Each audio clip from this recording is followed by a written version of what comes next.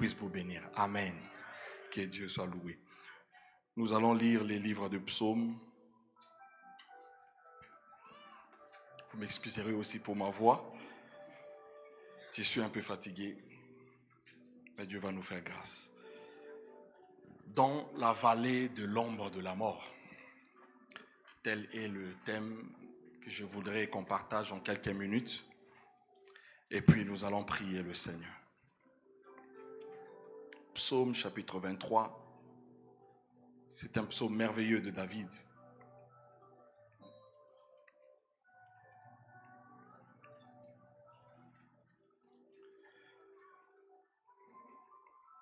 Dans la vallée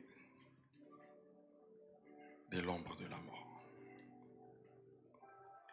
J'avais un enseignement que j'avais construit, mais je ne sais pas qu'est-ce qui m'arrive. Dieu va nous aider. Amen. Psaume chapitre 23, les versets 1er jusqu'au verset 6. Cantique de David, parce que les psaumes, ce sont des chants. Amen. Cantique de David. L'Éternel est mon berger. Je ne manquerai de rien. Il me fait reposer dans le vert pâturage. Il me dirige près des eaux paisibles. Il restaure mon âme. Il me conduit dans les sentiers de la justice à cause de son nom. Jusqu'à là, ça va. Et voilà David qui vient changer la tournure, donner une autre couleur à son psaume. Le verset 4, il nous dit, quand je marche, il n'a pas dit quand je marcherai. Quand je marche dans la vallée de l'ombre de la mort, je ne crains aucun mal. Car tu es avec moi. Ta houlette et ton bâton me rassurent.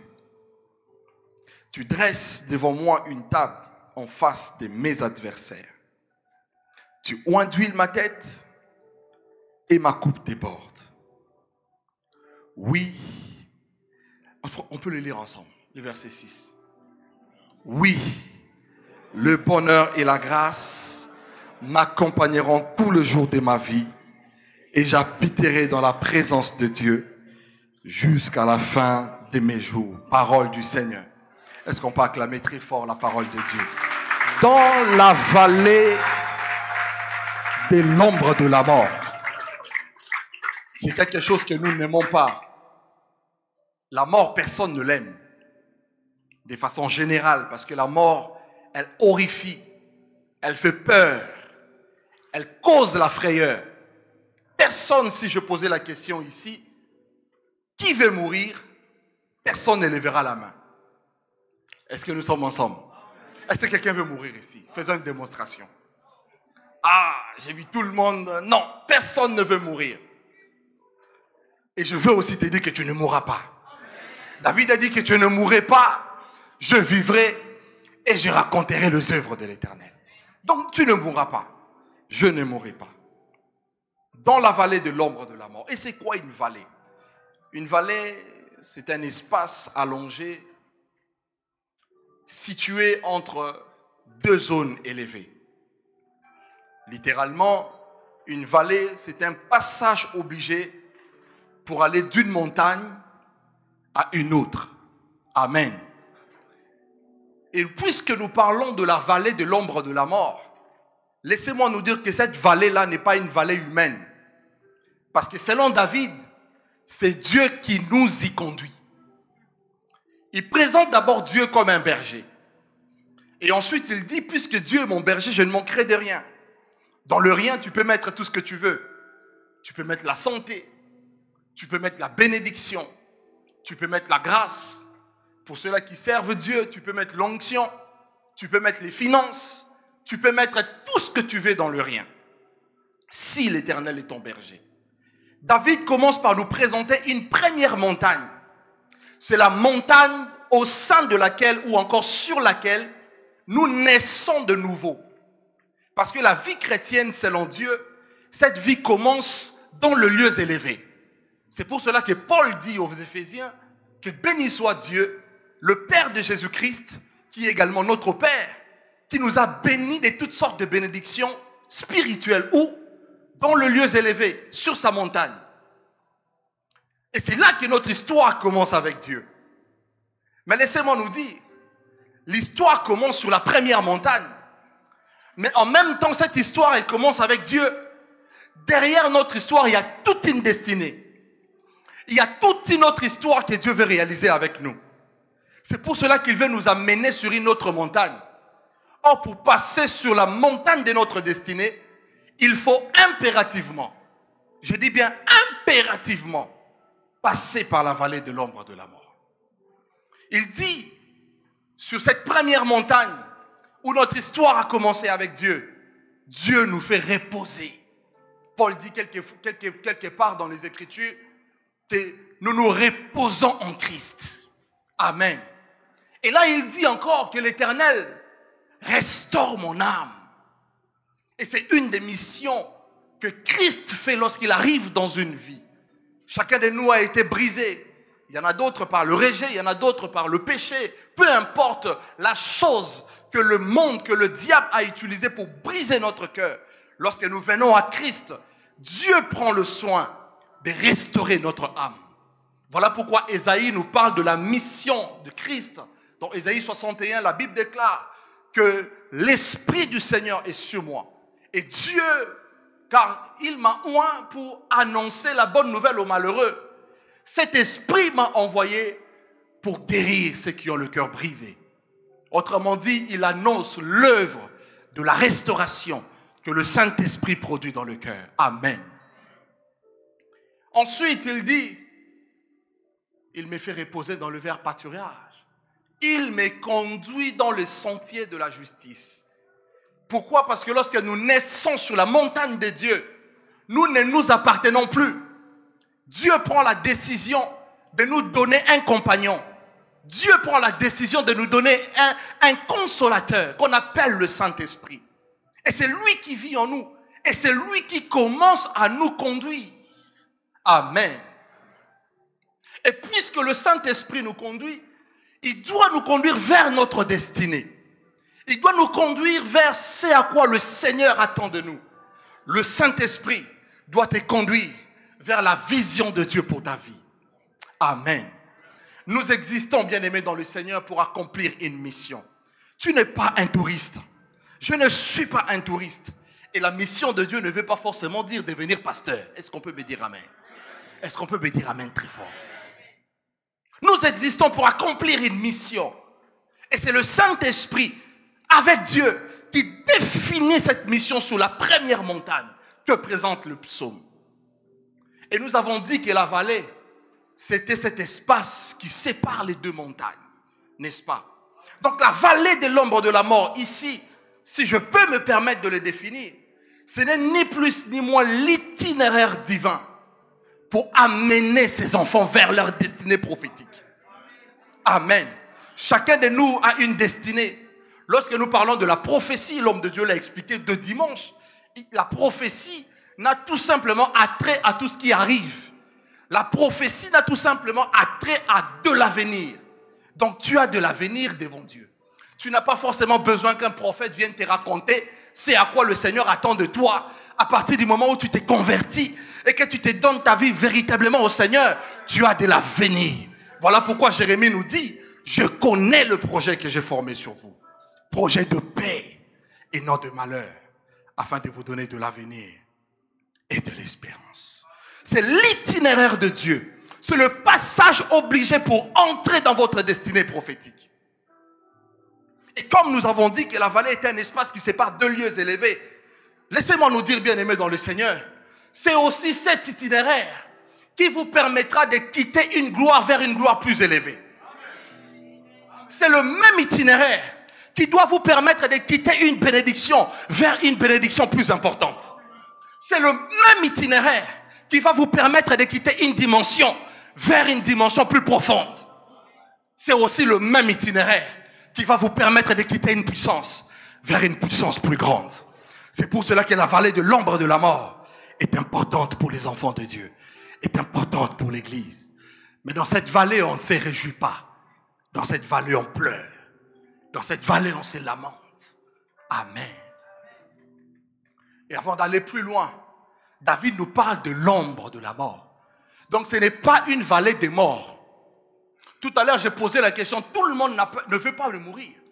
Parce que la mort, c'est l'absence de la vie. Et la vraie mort, c'est l'absence de la vie de Dieu. Amen. C'est la vallée de l'ombre de la mort. Or, lorsque nous parlons de l'ombre, l'ombre, c'est une silhouette. Elle est sombre. Et cette silhouette, elle peut être déformée.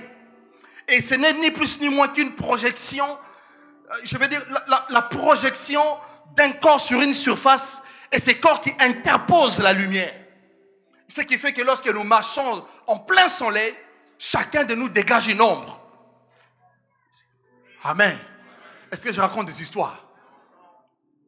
C'est vrai ce que je dis. Gloire à Dieu. Chacun de nous dégage une ombre lorsque nous sommes en plein soleil.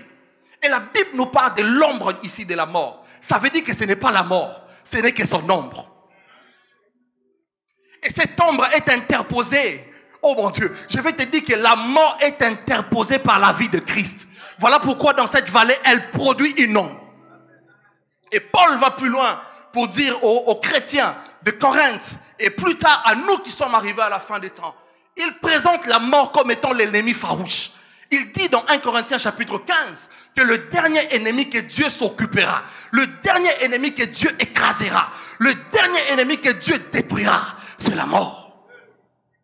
Et lui-même, il va encore plus loin. Il dit aux chrétiens de Corinthe, n'ayez pas peur de la mort. Parce que, ô mort, où est donc ta victoire?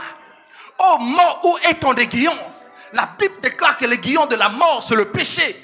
Et la puissance du péché, c'est la loi. Mais grâce soit rendue à Dieu. Parce que Jésus est venu s'interposer pour que la mort ne puisse plus avoir un effet sur toi. Jésus est venu s'interposer pour que la puissance de la mort soit engloutie dans ta vie. C'est pour cela que la Bible ne nous parle pas de la vallée de la mort, mais la vallée de l'ombre de la mort. Je vais te dire que la mort ne te fera rien. Je vais te dire que Satan est vaincu dans ta vie. Je vais te dire qu'il pleuve ou qu'il plaise. Les plans de Dieu s'accomplira dans ta vie. Ah, laisse-moi t'annoncer de la part de Dieu que l'ombre de ta mort ne te tuera pas. Oh! Et laisse-moi te dire, comme c'est un passage obligé, ah, mon ennemi s'élève. C'est le temps. On va te gérer. Bientôt, on va te gérer. Amen. Nous serons dans l'éternité. Et nous gérerons correctement le temps. Alléluia. Et comme c'est un passage obligé, même Jésus-Christ, le Fils de Dieu, n'a pas échappé à la vallée de l'ombre de la mort. La Bible nous raconte sa naissance miraculeuse. Lorsque vous lisez le livre de Luc, chapitre 1er, la Bible nous parle de la naissance de Jésus. Et cette naissance, elle s'est produite, bien aimé dans le Seigneur. Je me suis rendu compte que Dieu a aussi une ombre. La Bible dit, en effet, le Saint-Esprit viendra sur toi. Et la puissance du Très-Haut te couvrira de son ombre. C'est pour cela que le Saint-Enfant qui naîtra de toi sera appelé Fils de Dieu. Je vais te dire, dans la vallée de l'ombre de la mort, il y a aussi l'ombre de Dieu. Et l'ombre de Dieu, c'est ce qui plante à nous la vision de Dieu. L'ombre de Dieu, c'est ce qui te dit, peu importe les adversaires, tu atteindras la cible. L'ombre de Dieu qui te dit, personne ne t'arrêtera. Que les démons soient d'accord ou pas, personne ne t'arrêtera. La Bible dit, cet enfant sera appelé le Fils de Dieu. Il faut que l'ombre du Saint-Esprit passe sur toi, afin que les choses divines sortent de toi. Il faut que l'ombre de Dieu passe par toi, afin que ta destinée soit accouchée. Je déclare que l'ombre de Dieu se planera sur ta vie, afin que le miracle soit ton quotidien, dans le nom de Jésus. Et je vais plus loin. David nous remonte dans le temps. Il nous dit que celui qui demeure sous l'abri du Très-Haut repose donc à l'ombre du Tout-Puissant. Dans la même vallée de l'ombre de la mort, j'ai dit qu'il y avait également l'ombre de Dieu. Or, l'ombre de Dieu, selon Psaume chapitre 91, le verset 1, c'est sa protection. C'est pour cela que David a dit, même quand je traverse la vallée de l'ombre de la mort, je ne crains aucun mal, car tu es avec moi. Ta houlette et ton bâton me rassurent. Shakata Baba. C'est toi qui comptes vraiment. Il faut m'amener là où mon esprit doit être. S'il te plaît. Dans cette vallée de l'ombre de la mort, laisse-moi te dire, Dieu est là. Son ombre est là. Sa protection est sur toi. N'ayez pas peur des attaques du diable. N'ayez pas peur des flèches de la sorcellerie. Parce que l'ombre de Dieu est sur toi. Et la Bible nous dit, dans le livre d'Hébreux chapitre 10, et même le chapitre 8 en parle. La Bible dit que l'ombre de Dieu n'est que l'image de choses à venir. Mais la réalité est enfouie en Christ. C'est pour cela qu'il faut aimer Jésus. Il faut s'attacher à Jésus. Amen. Même Jésus-Christ, le Fils de Dieu, puisqu'il est venu, la Bible dit dans le livre de Psaume 2, c'est toi qui as oint ton Fils sur ta montagne sainte. Et la Bible nous parle de Jésus-Christ. Il m'a dit que tu es mon Fils. Je t'ai engendré aujourd'hui. Jésus-Christ devait venir dans le monde, mais il a été oint par Dieu pour une mission. Mais avant de retrouver la gloire qu'il avait avant la fondation du monde, il devrait passer par la vallée de l'ombre de la mort. Voilà pourquoi, malgré sa naissance miraculeuse, la Bible nous raconte également qu'il a eu une jeunesse particulière. Parce qu'il croissait en grâce, il croissait en statut, et il croissait en sagesse devant Dieu, mais également devant les hommes. Quelle jeunesse! Et il a eu un ministère particulier. Oh, que j'aime être utilisé par Dieu comme mon Seigneur. Il a eu un ministère de gloire. Il a eu un ministère de feu. Un ministère de relèvement, un ministère de restauration, un ministère de guérison, un ministère de bénédiction et un ministère de pardon. Au point que Jean doutait un peu de lui. C'est lui qui l'a présenté, mais il a commencé à douter de lui. Voilà pourquoi cette semaine, Dieu a déposé dans mon cœur une pensée. Et dans la pensée, c'est comme si une voix me disait, il faut faire attention, parce que les ennemis d'aujourd'hui deviendront les amis d'aujourd'hui risquent de devenir les ennemis de demain. Et les ennemis d'aujourd'hui risquent également de devenir les amis de demain. C'est pour cela qu'il faut ne pas être naïf et surtout ne pas être rancunieux. Parce que si ton ennemi devient ton ami demain, tu passes à côté de la bénédiction. Mais si tu es aussi naïf, ton ami aujourd'hui risque de devenir ton ennemi de demain. Je nous dis la vérité. Parce qu'il y a certaines gloires ici qui vont déranger certaines personnes. Mais je prie pour que tu sois de la race qui vont se réjouir lorsque Dieu va bénir l'autre. Ah! Pourquoi? Parce que nous sommes un corps. Lorsqu'un membre est dans la joie, lorsqu'un membre est en bonne santé, c'est tout le corps qui est dans la joie. Et Dieu ne bénit pas les jaloux. Amen. J'ai fermé ma parenthèse. Ah là là, les temps, oh mon Dieu.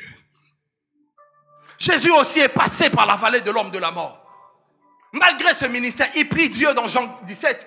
Il dit au Seigneur, Seigneur, Dieu, si c'était possible, j'ai glorifié ton nom. Maintenant, redonne-moi la gloire que j'avais auprès de toi avant que le monde n'existe. Dieu lui dit, ce n'est pas un problème. Mais il y a la vallée de l'ombre de la mort. Je suis prêt à te donner parce que c'est à toi. Tu l'avais quand je t'avais conçu dans mon royaume éternel. Mais oui, avant que tu puisses y accéder, mon ami, même si tu es fils de Dieu, il y a la vallée de l'ombre de la mort. Et la Bible nous dit, la Bible nous raconte l'histoire de Gethsemane. Et par la suite l'histoire de Golgotha. Et à Golgotha, Jésus a connu la vallée de l'ombre de la mort. Pour la première fois, il a senti que le Père l'avait abandonné. Pour la première fois, il a senti le manteau divin le quitter. Pour la première fois, il a vu l'Esprit se détacher de lui. Il fait une prière à Dieu. Eli lama sabachthani. Mon Père, pourquoi m'as-tu abandonné? Et la Bible dit pendant ce temps-là, il y avait des ténèbres qui couvraient la surface de la terre. Et Jésus va expirer. Il va rendre l'âme. Celui qui était la vie a eu l'impression d'être englouti par la mort. Mais c'était un temps. Parce qu'il devait donner des corrections nécessaires à la mort. Je nous ai dit au début que la mort c'est notre dernier ennemi. Il a fallu que la mort soit vaincue. Il a fallu que la mort soit engloutie dans la puissance de la vie qui est en Jésus. C'est pour cela que Jésus est mort. 3 jours après, la mort devrait le vomir. La mort devrait le vomir. C'est pour cela que je viens aussi te dire, si tu as été englouti par la mort dans la vallée de l'ombre de la mort, 3 jours après, tu vas sortir. 3 jours après, la Bible dit que Jésus a été ressuscité. La mort a été vaincue. C'est pour cela que nous, en tant qu'enfants de Dieu, nous n'avons plus peur de la mort. Et David était prophétique. Il ne parle pas de la vallée de la mort. Parce que la mort, c'est l'absence de la vie. La mort, c'est le désespoir complet. La mort, c'est Babylone. C'est la confusion. Mais David, en tant que prophète, parle de la vallée de l'ombre de la mort. Amen. Et Jésus a dit, puisque vous êtes l'église et que vous êtes sortis de moi, vous devez aussi impérativement passer par cette vallée. Pierre prêche aux Juifs. Il dit aux Juifs, c'est Jésus-Christ que vous avez crucifié. Selon la préscience de Dieu. C'est Jésus-Christ à qui Dieu a rendu témoignage au milieu de vous, par des signes, par des prodiges et par des miracles. Vous l'avez crucifié. Vous l'avez fait mourir. Mais lui-même il complète. Il dit, il n'était pas possible qu'il soit retenu par le lien de la mort. Parce qu'il s'appelle le prince de la vie. Et Apocalypse nous dit, j'étais donc mort et je suis vivant. Et je tiens les clés de la mort et du séjour de mort. Et c'est l'ennemi farouche de l'église, bien-aimé. Jésus a dit à l'église, puisque tu es Pierre, sur toi je bâtis mon église. Et les portes du séjour de mort n'auront point les dessus sur toi. Mais si vous lisez très bien ces textes, vous comprendrez avec moi que les portes du séjour de mort et demeure cette vallée de l'ombre de la mort. Parce que tout de suite, il y a une montagne très élevée. Jésus parle des clés du royaume. Les clés du royaume de Dieu. Les clés des finances. Les clés de l'onction. Les clés de la percée. Les clés du bien-être. Les clés de la bénédiction. Les clés de la grâce de Dieu. Avant d'y arriver et de les saisir de la part de Dieu, il y a la vallée de l'ombre de la mort qui nous attend. Alors c'est quoi la vallée de l'ombre de la mort? J'ai trop de choses à dire. C'est quoi la vallée de l'ombre de la mort?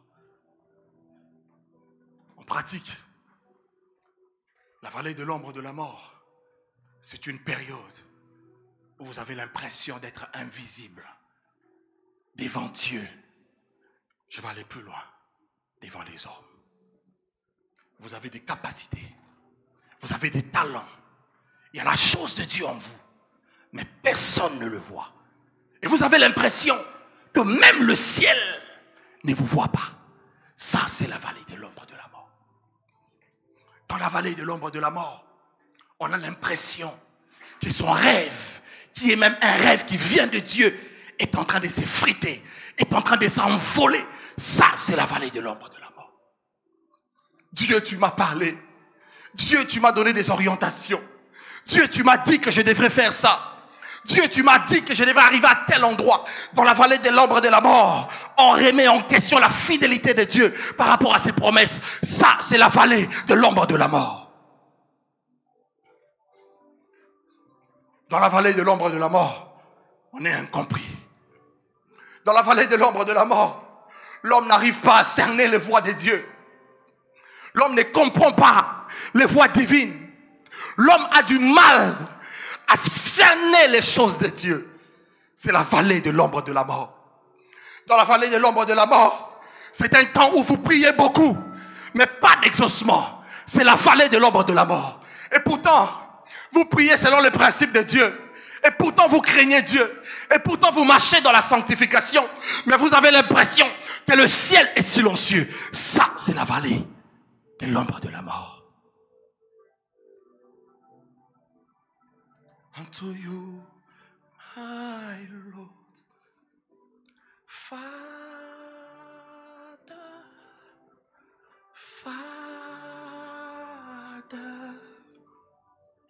Dans la vallée de la mort, on sème et on ne moissonne pas.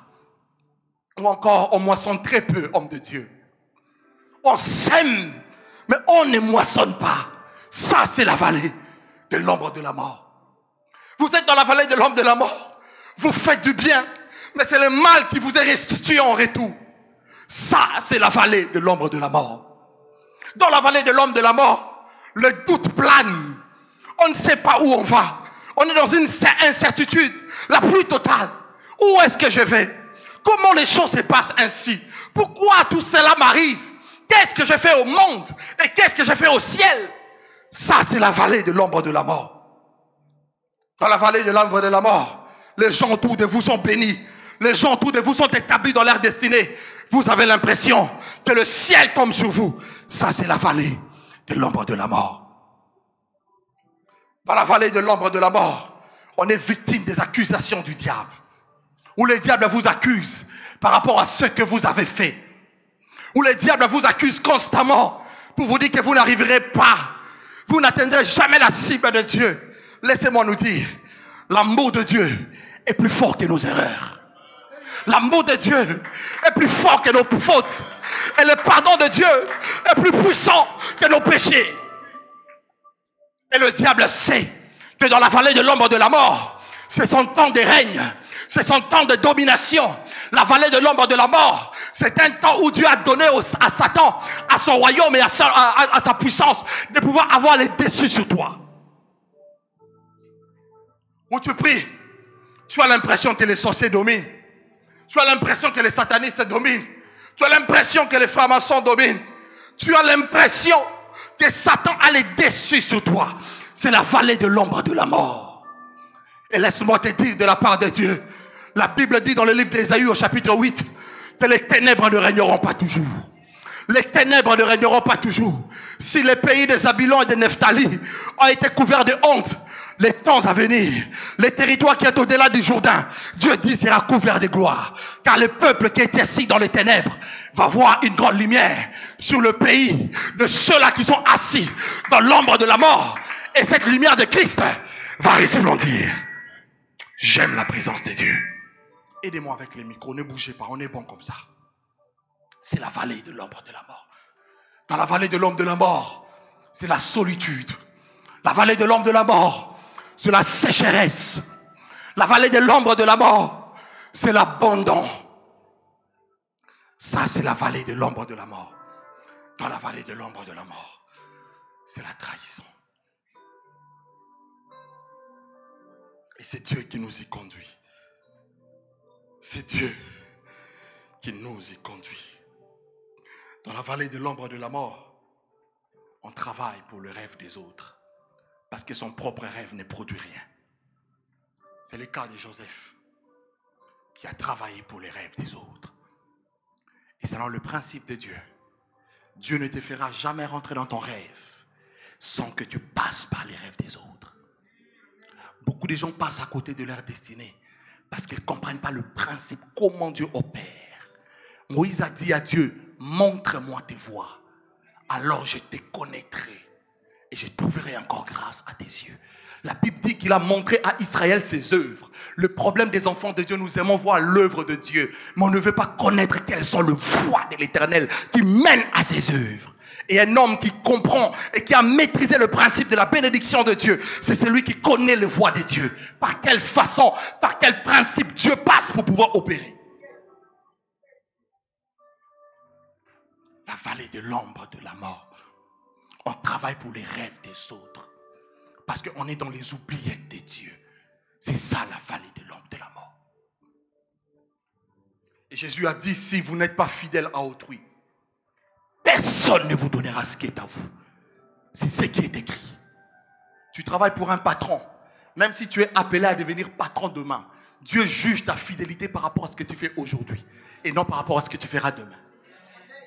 C'est pour cela que craindre Dieu, c'est aussi respecter son patron. Est-ce qu'on peut me dire amen? C'est pour cela que craindre Dieu, c'est aussi être ponctuel au travail. Est-ce qu'on peut me dire amen? C'est pour cela que craindre Dieu, c'est aussi bien faire ce qu'on te demande de faire, même si on te paye peu. De toutes les manières, c'est toi qui as accepté ce contrat. La preuve, tu as signé. Est-ce qu'on peut acclamer le Seigneur? C'est toi qui as signé. Ce n'est pas moi, ce n'est pas Dieu. Tu avais accepté initialement. Donc accepte ce qu'on t'a donné et fais ce qui t'a été demandé. Moi, j'ai un grand ministère. Tu dois passer par quelqu'un. Tu dois accomplir les rêves d'un homme pour que le rêve de Dieu s'accomplisse dans ta vie. Quand tu comprends ces principes, tu arrêtes d'être un chrétien vagabond. Tu arrêtes d'être un ministère indépendant. Amen. Quand tu comprends comment Dieu opère, tu changes dans ta façon de fonctionner. Parce que Dieu pense corps, Dieu ne pense pas membre. Amen. Dans la vallée de l'ombre de la mort. La vallée de l'ombre de la mort, c'est un temps de silence de Dieu. Je n'ai pas dit que c'est un temps d'absence, mais un temps de silence de Dieu. Et la Bible nous dit dans le livre de Hébreux chapitre 12, à partir du verset 1, puisque nous sommes environnés d'une si grande nuée de témoins, la Bible dit, débarrassons-nous donc de tout péché qui s'attache à nous facilement et courons vers la carrière qui nous est ouverte, en ayant les regards fixés sur Christ, qui est le consommateur et celui qui suscite et qui consomme notre foi.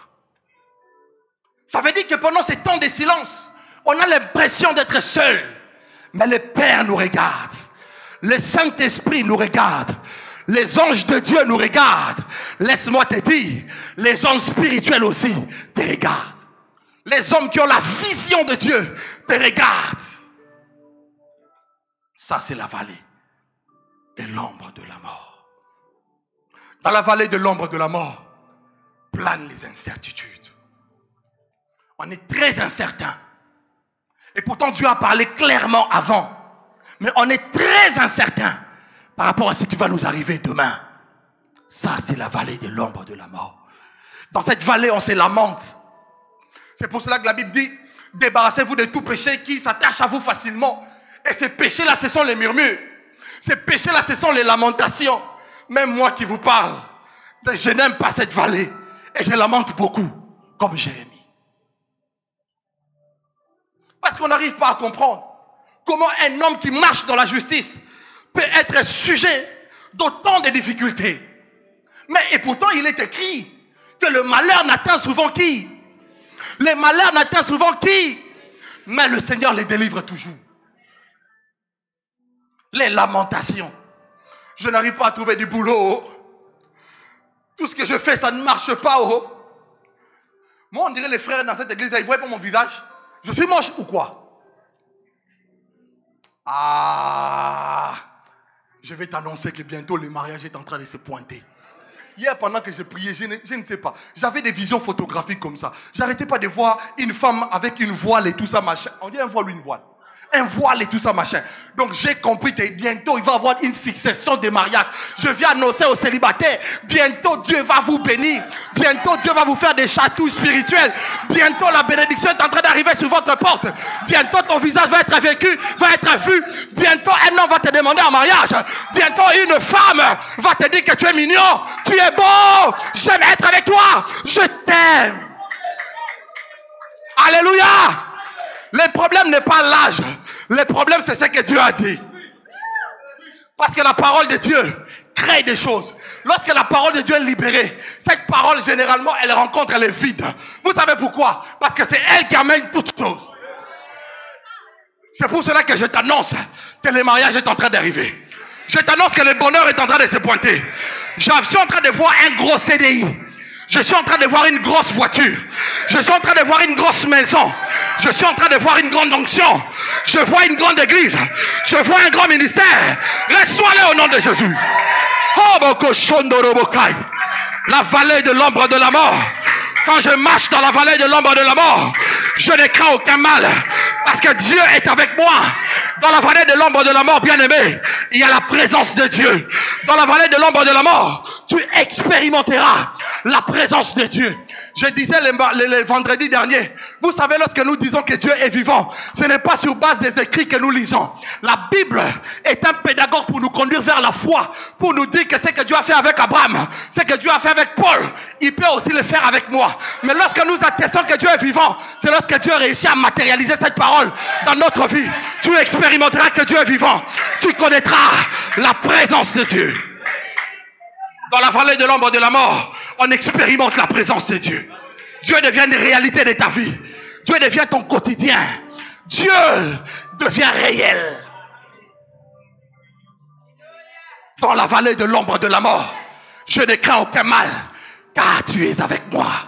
L'ami le plus fidèle, le compagnon le plus fidèle, Jésus-Christ de Nazareth, c'est lui qui ne trahit jamais. C'est lui qui te relèvera toujours, malgré tes fautes, malgré tes erreurs, malgré tes lamentations, malgré les épreuves. il relèvera ta tête dans la vallée de l'ombre de la mort. Dans cette vallée, Dieu se révèle à nous. Dans la vallée de l'ombre de la mort, Dieu se révèle à nous. Vous savez, le problème de l'Église, c'est lequel? Beaucoup d'enfants de Dieu n'ont pas la vision de Dieu.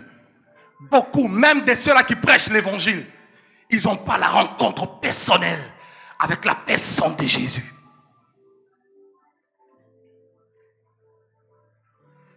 Et Jésus a dit que la vie éternelle, c'est qu'ils te connaissent, toi, le seul vrai Dieu. C'est ça la vie éternelle. Et c'est lui que tu as envoyé, Jésus-Christ. Si nous prêchons, c'est parce que nous voulons prédisposer ton cœur, ton esprit, à avoir soif de la divinité et à chercher Dieu. Parce que c'est dans la vallée de l'ombre de la mort que Dieu te parlera. Je nous ai dit l'autre fois, nous avons parlé des signes de réveil spirituel. Je nous ai dit, bien-aimés dans le Seigneur, que Nehushta, qui était le serpent de rein, que Moïse avait érigé pour chasser la plaie, cette même bénédiction est devenue un signe, ou encore est devenue un outil pour plonger le peuple de Dieu dans le sommeil. Quelquefois la bénédiction, bien-aimée, la grâce, l'élévation, l'onction nous plonge dans un profond sommeil. C'est pour cela que Dieu a mis la vallée de l'ombre de la mort, pour que ton esprit soit en permanence réveillé et que tu les cherches permanemment. Et la connaissance de Dieu, elle est progressive. La vie éternelle, c'est que toi aussi, tu puisses avoir une rencontre personnelle avec Jésus. Dans cette vallée, Dieu se révèle sans mystère. Dieu se révèle sans énigme. Jésus devient une réalité de ta vie. Et tu ne peux pas avoir un ministère impactant. Tu ne peux pas avoir une dimension spirituelle élevée sans cette rencontre au préalable avec l'agneau de Dieu. Il y a beaucoup de gens qui prêchent. Il y en a très peu qui ont fait cette rencontre avec Dieu. Si vous êtes spirituel, vous le voyez et vous le sentez. Le problème n'est pas avoir un grand nom. Le problème n'est pas de drainer des foules. Le problème, c'est d'avoir Dieu avec soi. Dans la vallée de l'ombre de la mort. Dans cette vallée, Dieu nous dépouille. Dieu dépouille l'humain. Dieu dépouille l'homme. Dans cette vallée, Dieu vient tuer notre chair. Dans cette vallée, Dieu vient tuer notre volonté. Ça se passe dans la vallée de l'ombre de la mort. C'est là que la puissance de Dieu vient nous mettre à plat et reconnaître que nous ne sommes rien sans Dieu.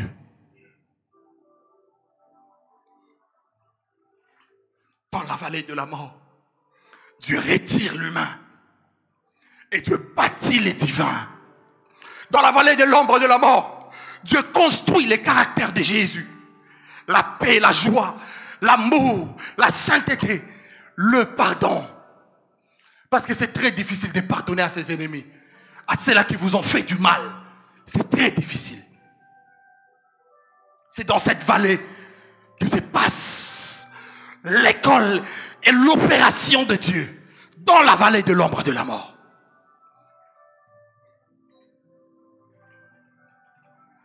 Dans cette vallée, on apprend à grandir spirituellement. Lorsque vous lisez avec moi Luc chapitre 1 à partir du verset 80, la Bible nous parle de la vallée de l'ombre de la mort dans la vie de Jean-Baptiste. La Bible dit qu'il demeurait dans les déserts.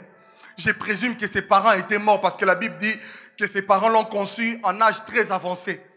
Et il n'y avait personne pour prendre soin de lui. Même Marie, la mère biologique de Jésus, n'était pas là pour prendre soin de lui. Dieu l'a plongé dans la vallée de l'ombre de la mort. Et dans cette vallée, la Bible dit l'enfant croissait en esprit. C'est dans la vallée de l'ombre de la mort que Dieu nous équipe. C'est dans la vallée de l'ombre de la mort que Dieu nous prépare à recevoir l'onction. Dans la vallée de l'ombre de la mort, Dieu fortifiera ton homme intérieur. Tu vas résister à la pression extérieure. Nous allons résister au combat. Nous allons résister à la persécution à venir. Parce que Dieu a pris le soin de bâtir notre homme intérieur. Ça se passe dans la vallée de l'ombre de la mort.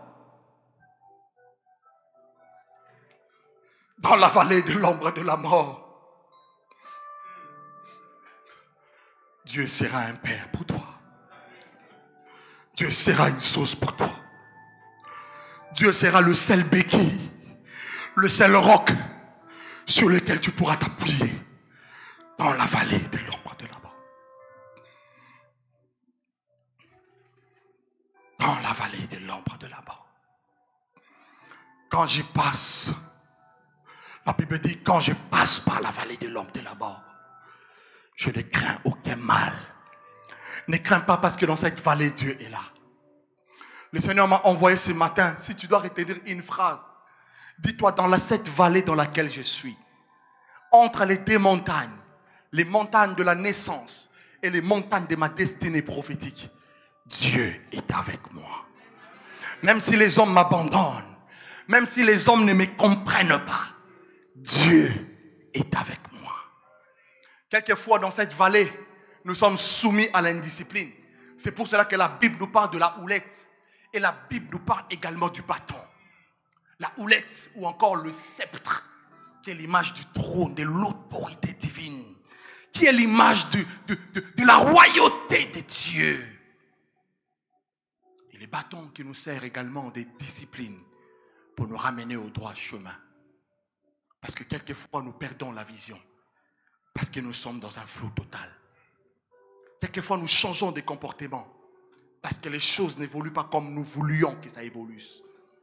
Quelquefois nous sommes plongés dans une frustration. Parce que nous ne comprenons rien par rapport à tout ce qui nous arrive. Et Dieu utilise ces bâtons. Oh, moi je ne vais plus prier. Dieu, si jusqu'à la fin 2018, un homme ne me demande pas en mariage, j'arrête de prier. Oh. Et Dieu va utiliser les bâtons pour te dire que c'est lui qui est souverain. Ce n'est pas toi. Ce n'est pas toi. Dans la vallée de l'ombre de la mort, on est soumis à la souveraineté de Dieu. Et c'est lui qui nous sort de cette vallée. Lorsqu'il te sort dans cette vallée, c'est pour dresser une table face à tes adversaires. Parce qu'ils ont constaté ta chute. Ils ont constaté ta faiblesse. Ils ont constaté les retards que tu as accusés dans la vie. C'est pour cela qu'il doit le convoquer. Et dans cette vallée, tu découvres l'amour de la justice et tu développes la crainte de Dieu.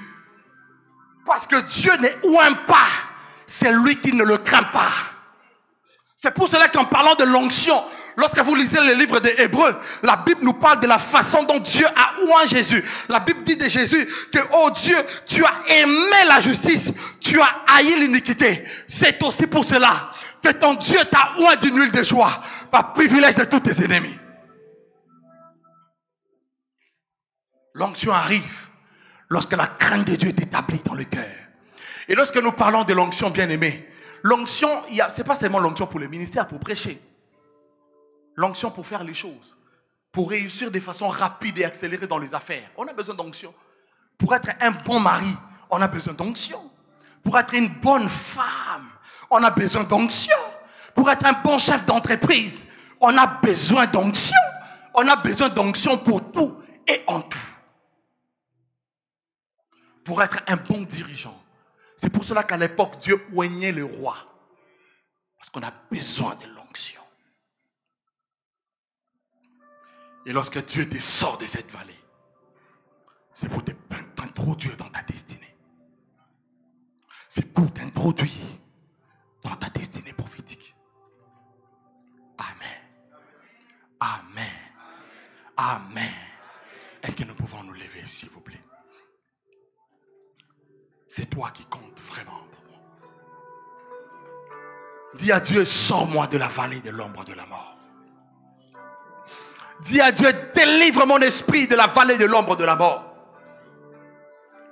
Dis à Dieu, dresse une table en face de mes adversaires. Dis à Dieu, pointe-toi à l'horizon et établis-moi dans ma destinée.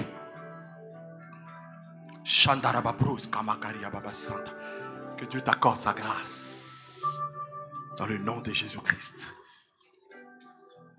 Dis à Dieu, sors-moi de la vallée de l'ombre de la mort et introduis-moi dans ma destinée. Dis à Dieu, bénis ma vie. Dis à Dieu, élève-moi. La Bible dit que mon serviteur prospérera. Il montera et il s'élèvera bien haut.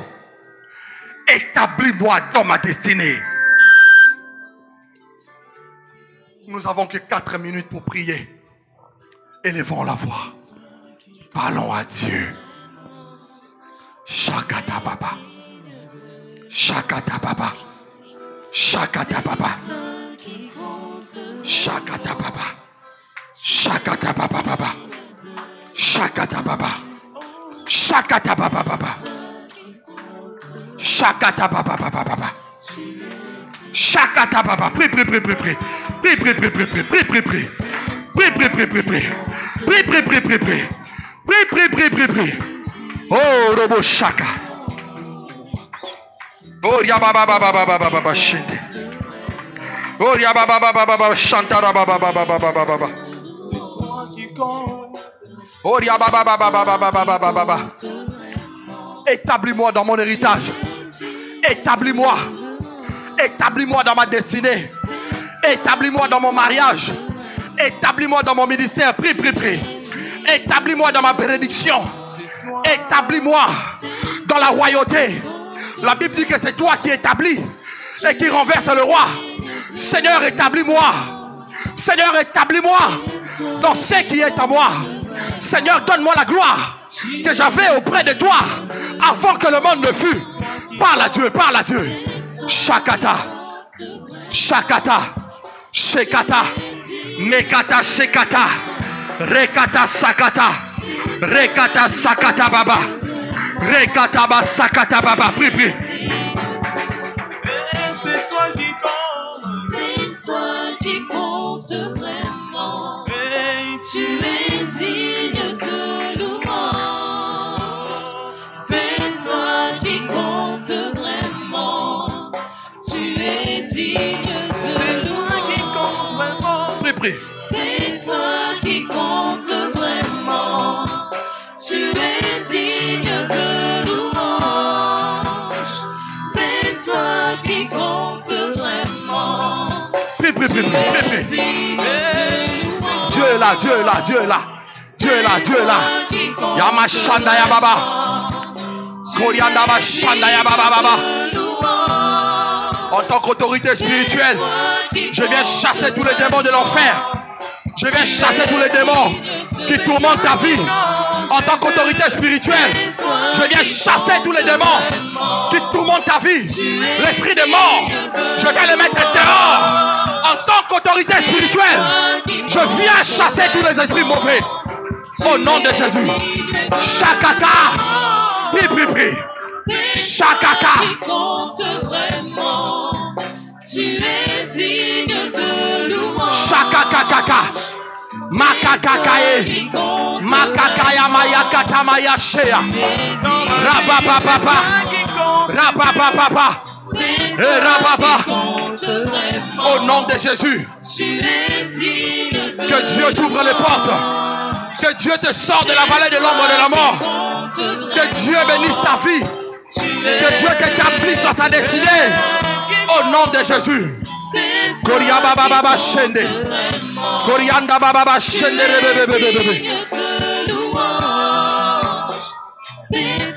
Qu'une nouvelle onction vienne sur toi. Je prie pour qu'une nouvelle onction du Saint-Esprit vienne sur toi. Tu appelles au ministère. Que l'onction de Dieu vienne sur toi. Tu appelles à faire des affaires. Que l'onction de Dieu vienne sur toi. Au nom de Jésus. Au nom de Jésus. Je vis une très grande bénédiction sur ta vie. Koriaba Shanda Bre Kamarawe. Korianda Shanda Baba Baba. Tu as appelé aux grandes choses. Que Dieu t'amène dans les profondeurs. Que Dieu t'amène dans les profondeurs. Que Dieu, prie, prie, prie. Il nous reste 2 minutes. Riabababa. Que Dieu plonge ton esprit dans le monde spirituel de Dieu. Que Dieu plonge ton esprit dans son monde spirituel. Que Dieu plonge ton esprit. Koriaba Shandara Baba Baba. qui compte vraiment. Je vais prier. Je vais juste prier pour toutes les personnes qui sont malades. Si vous pouvez vous avancer. C'est la seule prière que nous allons faire. Et nous allons clore ce moment. Vous êtes malade, peu importe la maladie. Nous croyons à un Dieu puissant. Nous ne voulons pas être dans les spectacles. Mais nous croyons à la puissance de Dieu. Capable de restaurer. Frère Congrès, amène-nous l'huile d'onction.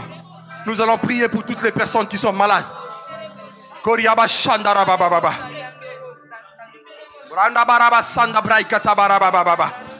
S'il te plaît, c'est toi qui comptes vraiment.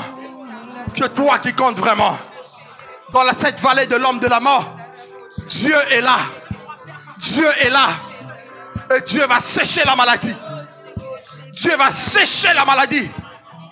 Dieu va sécher la maladie. J'aimerais bien que ta voix retentisse avec ces chants, s'il te plaît. C'est toi qui compte vraiment. On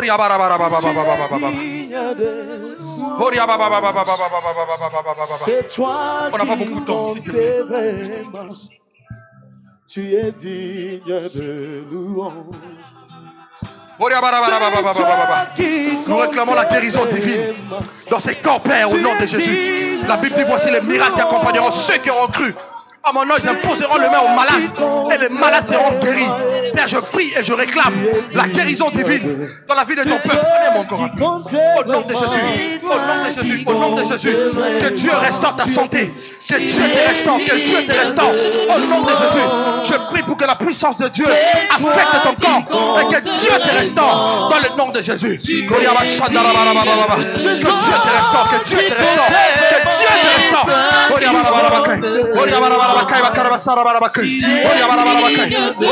Que Dieu pose ta main sur toi. Que la miséricorde du Seigneur se déploie sur ta vie. Je réclame la guérison divine et une guérison totale au nom de Jésus. Que Dieu te restaure. Que Dieu te restaure. Que Dieu te restaure. Que Dieu te restaure.